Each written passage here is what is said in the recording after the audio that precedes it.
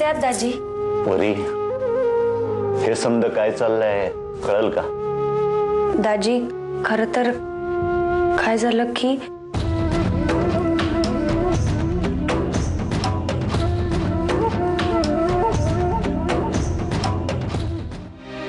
हे समज काय होऊन बसलं ग परी? पण तुला बघितलं ना जीवाला लय बरं वाटलं बघ.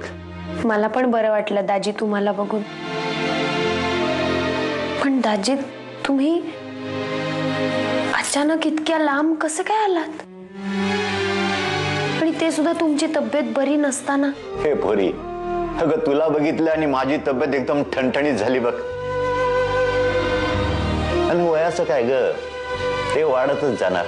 ते आपलं काम करतं आणि मी माझं काम काळजी करण्याचं. परी, पण खरं सांग, तू सुखात आहेस ना? अगं स्वतःकडे बघ, कशी अवस्था करून घेतलीस तू. आणि या खोलीत का राहतेस तू?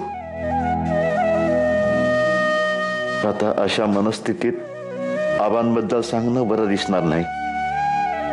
बोर लई लावून घेईल जीवाला. आबा कसे आहेत? दाजी त्यांना हे सगळं सांगू नका. ते नाही सहन करू शकणार. नाही सांगणार बुरी. दाजी तुम्ही एवढे घरी आलात आणि मला मनासारखा पाहुणचार सुद्धा करता आला नाही तुमचा. पण तुम्ही आलात, माझ्याशी बोललात,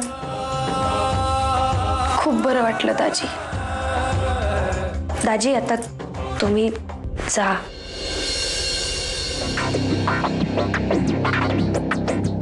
गेले का दाजी?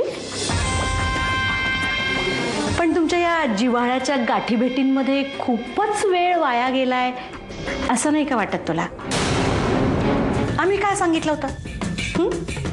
सगळ्या घराचा कानान कोपरा साफ करायचा आहे तुला.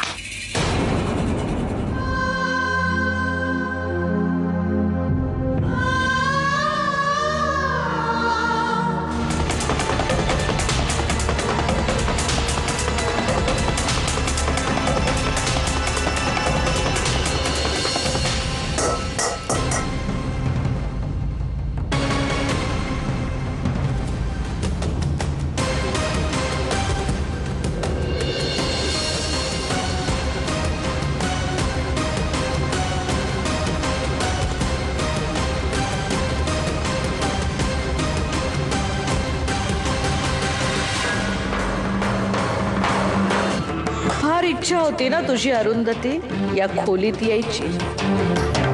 राहा मग आता या खोलीतच राहा.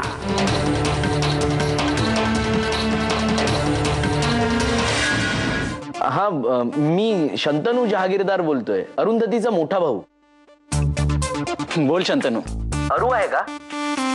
नाही, मला विचारायचं होतं, आमचे दाजी आले आहेत का तिथे? दाजी नाही रे. हो, आणि जरी आले असतील तरी आम्हाला माहित नाही, कारण आम्ही आत्ताच आलो आहोत. बरं, मी अरुशी बोलू शकतोय का? प्लीज जरा तिला फोन देता का? फार महत्वाचं बोलायचं होतं तिच्याशी. मॅडम कुठेही घरात नाही आहे. अरे ही अरुंधती गेलीये कुठे? सकाळपासून दिसली नाही आम्हाला.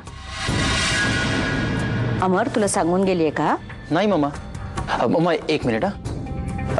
हॅलो शंतनू, वहिनी बाहेर गेले कुठेतरी. ती आल्यावर तिला फोन करायला सांगू मी? हा, आणि काही सिरियस नाही आहे ना? सिरियस नाही नाही, फार महत्वाचं काम होतं माझं. फक्त तिला घरी आल्यानंतर लगेच फोन करायला सांगा मला. हो. इथून बाहेर पडल्यावर मी काय उत्तर देऊ सगळ्यांना? सगळ्यांना खरंच वाटेल की मी मुद्दामूनच करते. काहीच कळत नाही मी काय करू. काय करू मी?